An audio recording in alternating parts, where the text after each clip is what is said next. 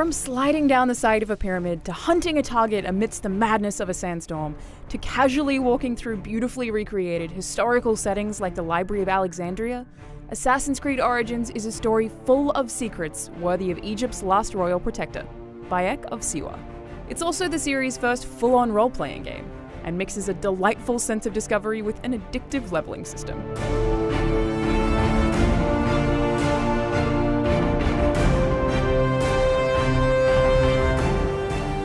I spent 30 hours finishing the main campaign, which took me just over half of the expansive and beautiful map.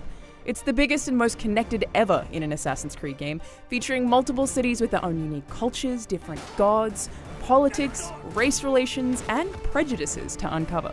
They're also distinct in architecture and environment, and that makes a significant time commitment one that's consistently varied and surprising.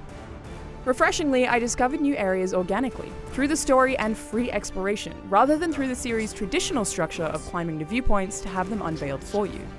The exploration is made even more impressive by the lack of loading screens, with the exception of some story cutscenes and if you choose to fast travel. While the main story is delightfully mystical on its own, Origins also has the strongest mission design in any Assassin's Creed game to back it up. From collecting clues to solve mysteries, to gladiatorial arena fighting, to Black Flag-style ship-to-ship combat, each series of missions feels like a self-contained story with its own custom-built gameplay. Another highlight of the series is hidden temples, which, without spoiling anything, tie into Assassin's Creed's overarching sci-fi story in interesting ways.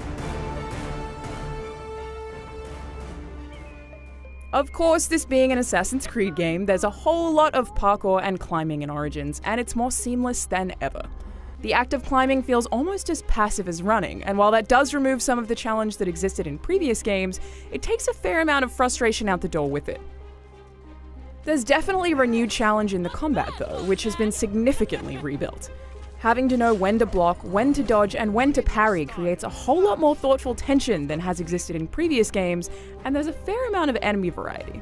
You also have the ability to lock on to one specific target at a time, which only made stealth segments more precise, but swapping between targets unfortunately didn't work reliably while brawling in a larger group. Then there are weapons, which vary in type, rarity, and effect as part of a proper loot system. Once I'd picked them up and learned their uses, I always kept 3 different bow types handy to swap between, and having those kinds of choices always helped with boss fights and tougher enemies. It's a constant decision-making process, and the combat is much richer for it.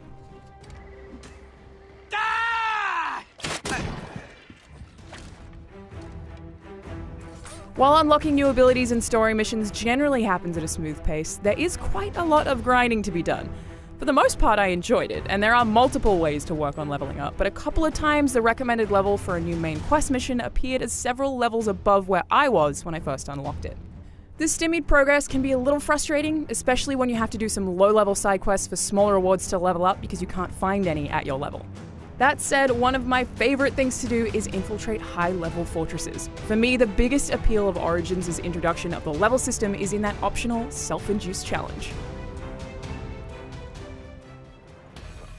On the other hand, finding a legendary weapon isn't as dramatic as it is in a game like Destiny 2. These legendaries are easy to come by in main story quests, and their effects just aren't that different to regular weapons. Most just boost your damage, so there are no real trade-offs. Decisions for clothing and mounts are even easier to make since they're purely aesthetic, and there are limited choices, unless you opt to buy more as part of Origin's microtransaction system. On the topic of microtransactions, maps revealing all of the collectible locations and most of the outfits and mounts are locked behind Helix coins, which you can only buy with real-world money. Things like supplies and money can be purchased too, but those are easy enough to find in Origins' Egypt through hunting or other fun side activities that it'd kind of be a waste to spend money on them. As for performance, I did have some minor issues with environments popping in and more bugs than the average Assassin's Creed game, but it should be mentioned that Ubisoft says some additional fixes will come in the Day 1 patch. As a hottie.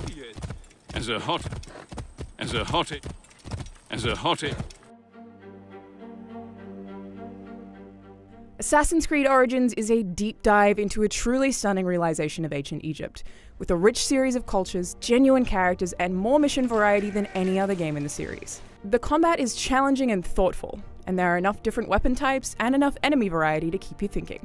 The RPG elements encourage challenges of their own, and even despite a handful of bugs, I desperately want to keep playing. For more on Assassin's Creed, you can check out our graphics comparison, our video on the history behind Origins, and the first 18 minutes of gameplay right here on IGN. I have no blood for that.